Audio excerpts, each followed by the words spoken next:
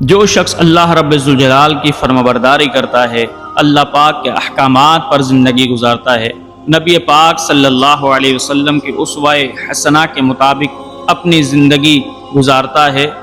تو جب اس کا آخری وقت آتا ہے تو اللہ رب ذوالجلال بھی اس پر بڑی ہی رحمت اور شفقت فرماتا ہے۔ حدیث پاک کے اندر آتا ہے، اللہ تبارک و تعالی ملک الموت سے فرماتا ہے کہ تو میرے دوست کے پاس جا، میں نے اسے آسمانی سختی سے ہر طرح آزما لیا ہے، ہر ایک حالت میں اسے اپنی خوشی میں خوش پایا، اے ملک الموت تو جا اور اسے میرے پاس لے آ کہ میں اسے ہر طرح کا آرام و عیش دوں، کیونکہ دنیا کے اندر اس نے بڑی مشقتیں تکلیفیں برداشت کر لیں۔ ملک الموت اپنے ساتھ 500 فرشتوں کو لے کر چلتے ہیں، ان کے پاس جنتی کفن، وہاں کی خوشبو اور ریحان کے خوشے ہوتے ہیں، جس کے سر پر 20 رنگ ہوتے ہیں، ہر رنگ کی خوشبو الگ الگ ہوتی ہے، سفید ریشمی کپڑے میں اعلیٰ مشک لپٹی ہوئی ہوتی ہے۔ یہ سب آتے ہیں، ملک الموت اس کے سرہانے بیٹھ جاتا ہے اور فرشتے اس کے چاروں طرف بیٹھ جاتے ہیں، ہر ایک کے ساتھ جو کچھ جنتی تحفہ ہے وہ اس کے اعضاء پر رکھ دیا جاتا ہے، اور سفید ریشم اور مشک اس کی تھوڑی تلے رکھ دیا جاتا ہے۔ اس اللہ کے نیک بندے کے لیے جنت کے دروازے کھول دیے جاتے ہیں، اور اس کی روح کبھی جنتی پھلوں سے، کبھی جنتی لباسوں سے، کبھی جنتی پھولوں سے اس طرح بہلائی جاتی ہے جیسے روتے ہوئے بچے کو لوگ بہلاتے ہیں۔ اس وقت اس کو حوریں ہنس ہنس کر اس کی چاہت کرتی ہیں، تو اس نیک اللہ کے بندے کی روح ان مناظر کو دیکھ کر بہت جلد جسمانی قید سے نکل جانے کا قصد کرتی ہے۔ ملک الموت فرماتا ہے، ہاں اے پاک روح، بغیر کانٹے کی بیریوں کی طرف اور لدے ہوئے کیلوں کی طرف اور لمبی لمبی چھاؤں کی طرف اور پانی کے جھرنوں کی طرف چل۔ واللہ جس قدر بچے پر ماں مہربان ہوتی ہے، اس سے بھی زیادہ ملک الموت اس پر شفقت و رحمت کرتا ہے، اس لیے کہ وہ اللہ کا نیک بندہ ہے، اس لیے کہ وہ اللہ کا محبوب ہے۔ اگر اسے ذرا سی بھی تکلیف پہنچی تو ملک الموت سمجھتا ہے کہ میرا رب مجھ پر ناراض ہو جائے گا، بس اس طرح اس روح کو اس جسم سے الگ کر لیتا ہے جیسے گندے ہوئے آٹے میں سے بال، اور پھر ملک الموت روح کو قبض کرتے ہی روح جسم سے کہتی ہے، جیسے ہی ملک الموت روح کو قبض کرتا ہے تو روح جسم سے کہتی ہے کہ اللہ عز و جل تجھے جزائے خیر دے، تو خدا کی اطاعت کی طرف جلدی کرنے والا اور خدا کی معصیت سے دیر کرنے والا تھا، تو نے آپ بھی نجات پائی اور مجھے بھی نجات دلوائی۔ جسم بھی روح کو ایسا ہی جواب دیتا ہے۔ اور پھر حدیث کے اندر آیا کہ زمین کے وہ تمام حصے جن پر وہ اللہ کا نیک بندہ عبادت کیا کرتا تھا، اس کے مرنے سے 40 دن تک روتے ہیں، یعنی جب وہ مر جاتا ہے تو 40 دن تک اس کے لیے روتے رہتے ہیں۔ اور اسی طرح آسمان کے وہ کل دروازے جن سے اس کے نیک اعمال چڑھتے تھے اور جن سے اس کی روزیاں اترتی تھیں، اس پر روتے ہیں۔ پھر حدیث کے اندر آیا، اسی وقت وہ 500 فرشتے اس جسم کے ارد گرد کھڑے ہو جاتے ہیں اور اس کو نہلانے میں شامل رہتے ہیں۔ انسان اس کی کروٹ بدلے اس سے پہلے خود فرشتے بدل دیتے ہیں اور اسے نہلا کر انسانی کفن سے پہلے اپنا ساتھ لایا ہوا جنتی کفن پہنا دیتے ہیں، اور ان کی خوشبو سے پہلے اپنی جنتی خوشبو لگا دیتے ہیں، اور اس کے گھر کے دروازے سے لے کر اور اس کی قبر تک 2 صفیں باندھ کر کھڑے ہو جاتے ہیں۔ اللہ اکبر۔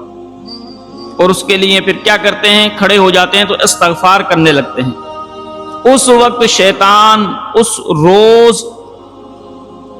چیختا ہے، چلاتا ہے، اور اتنا زور سے چیختا اور چلاتا ہے کہ اس کے جسم کی ہڈیاں ٹوٹ جاتی ہیں۔ وہ دشمن کہتا ہے، اے میرے لشکریوں، تم برباد ہو جاؤ، ہائے یہ تمہارے ہاتھ سے کیسے بچ گیا؟ وہ لشکری جواب دیتے ہیں کہ یہ معصوم تھا، یہ محفوظ تھا، اللہ کی عبادت میں لگا رہا، گناہوں سے بچتا رہا، اس لیے یہ ہم سے بچ گیا۔ پھر حضور نے فرمایا جب اس کی روح کو لے کر ملک الموت چڑھتا ہے تو جبرائیل علیہ السلام 70,000 فرشتوں کو لے کر اس کا استقبال کرتے ہیں، ہر ایک سے اسے جداگانہ بشارت خداوندی ملتی ہے، یہاں تک کہ اس کی روح عرش خدا کے پاس پہنچتی ہے، وہاں جاتے ہی سجدے میں گر پڑتی ہے۔ اسی وقت اللہ عز و جل کا ارشاد ہوتا ہے کہ میرے بندے کی روح کو بغیر کانٹوں کی بیریوں میں اور تہبتے کیلوں کے درختوں میں اور لمبے سایوں میں اور بہتے پانیوں میں جگا دو۔ پھر جب اسے قبر میں رکھا جاتا ہے تو دائیں طرف نماز کھڑی ہو جاتی ہے، بائیں جانب روزہ کھڑا ہو جاتا ہے، سر کی طرف قرآن آ جاتا ہے اور پیروں کی طرف صبر کھڑا ہو جاتا ہے۔ پھر حدیث کے اندر آیا کہ عذاب کی ایک لپک آتی ہے، لیکن دائیں طرف سے نماز اسے روک دیتی ہے کہ وہ ہمیشہ نماز کی پابندی کرتا رہا، نماز کی حفاظت کرتا رہا، تو قبر میں نماز اس کی حفاظت کرتی ہے۔ پھر وہ عذاب بائیں طرف سے آنا چاہتا ہے تو روزہ روک دیتا ہے، سر کی طرف سے آنا چاہتا ہے تو قرآن اور ذکر و اذکار روک دیتا ہے، حتیٰ کہ کہتے ہیں کہ جب وہ عذاب پیروں کی طرف سے آتا ہے تو نمازوں کی طرف چل کر جانا اسے روک دیتا ہے۔ غرض چاروں طرف سے محبوب کے لیے روک ہو جاتی ہے اور عذاب کو کہیں سے راہ نہیں ملتی تو وہ عذاب واپس چلا جاتا ہے۔ اللہ اکبر۔ اس وقت صبر کہتا ہے کہ میں دیکھ رہا تھا کہ اگر تم سے ہی یہ عذاب دفع ہو جائے تو مجھے بولنے کی کیا ضرورت ہے، ورنہ میں بھی اس اللہ کے نیک بندے کی حمایت کرتا۔ اب میں پل صراط پر اور میزان کے وقت اس کے کام آؤں گا۔ اب نبی پاک نے فرمایا 2 فرشتے بھیجے جاتے ہیں، ایک کو نکیر کہا جاتا ہے، دوسرے کو منکر۔ یہ اچک لے جانے والی بجلی جیسے ہوتے ہیں، ان کے دانت سیاہ جیسے ہوتے ہیں اور ان کے سانس سے شعلے نکلتے ہیں، ان کے بال پیروں تک لٹکے ہوتے ہیں، ان کے دونوں کاندھوں کے درمیان مشرق سے مغرب تک مسافت ہوتی ہے اور ان کے دل نرمی اور رحمت سے بالکل خالی ہوتے ہیں۔ ان میں سے ہر ایک کے ساتھ میں ہتھوڑے ہوتے ہیں اور وہ ہتھوڑے اتنے بھاری ہیں کہ اگر قبیلہ ربیعہ اور قبیلہ مضر جمع ہو کر اسے اٹھانا چاہیں تو وہ ہتھوڑے ان سے نہ اٹھیں۔ حضور نے فرمایا وہ آتے ہی اسے کہتے ہیں اٹھ بیٹھ،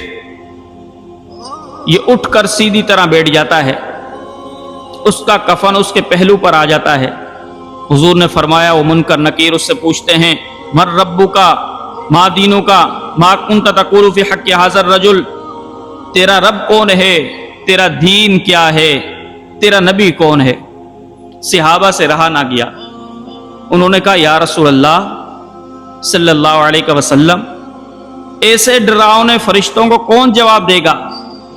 آپ نے اسی وقت آیت پڑھی یثبت اللہ الذین آمنوا کہ اللہ رب ذوالجلال ایمان والوں کو ثابت قدم رکھتا ہے۔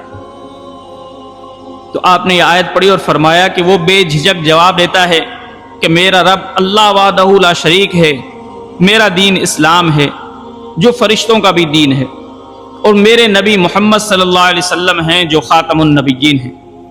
تو وہ منکر نکیر کہتے ہیں آپ نے صحیح جواب دیا، اب تو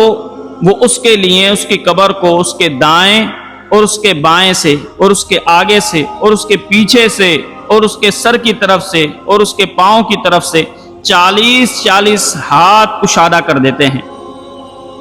اور پھر وہ کہتے ہیں کہ اوپر کی طرف دیکھو۔ تو جب وہ اوپر کی طرف دیکھتا ہے تو جنت کا دروازہ کھلا ہوا ہوتا ہے۔ وہ کہتے ہیں منکر نکیر اے خدا کے دوست، چونکہ تو نے خدا کی بات مان لی، اللہ کی فرمانبرداری میں رہا، اللہ کی اطاعت میں رہا، اللہ کے احکامات پر عمل کرتا رہا، تو اب یہ جنت تیری منزل ہے۔ پھر پیارے آقا نے فرمایا اس خدا کی قسم جس کے ہاتھ میں محمد کی جان ہے، اس وقت جو سرور و راحت اس کے دل کو ہوتی ہے وہ لازوال ہوتی ہے، حتیٰ کہ وہ دنیا کے سارے غموں کو، پریشانیوں کو بھول جاتا ہے۔ پھر اس سے کہا جاتا ہے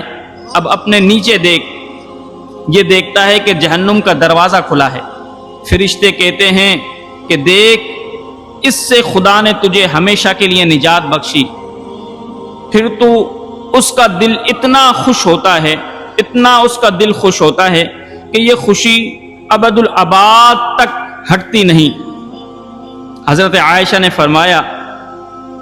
کہ اس کے لیے جنت کے 70 دروازے کھل جاتے ہیں، جہاں سے باد صبا کی لپٹیں خوشبو اور ٹھنڈک کے ساتھ اس کے پاس آتی رہتی ہے، یہاں تک کہ اللہ عز و جل اس کو اس خواب گاہ سے قیامت کے قائم ہو جانے پر اٹھائے گا۔ تو جب جنت کی بشارت دے دی جاتی ہے، جنت کی کھڑکی اس کے لیے کھول دی جاتی ہے، تو ملائکہ پھر اس سے کہتے ہیں اے اللہ کے نیک بندے، بہت جاگ کر تو نے عبادتیں کر لی، اللہ کے لیے بہت تو نے راتوں کو جاگا، کھڑا رہا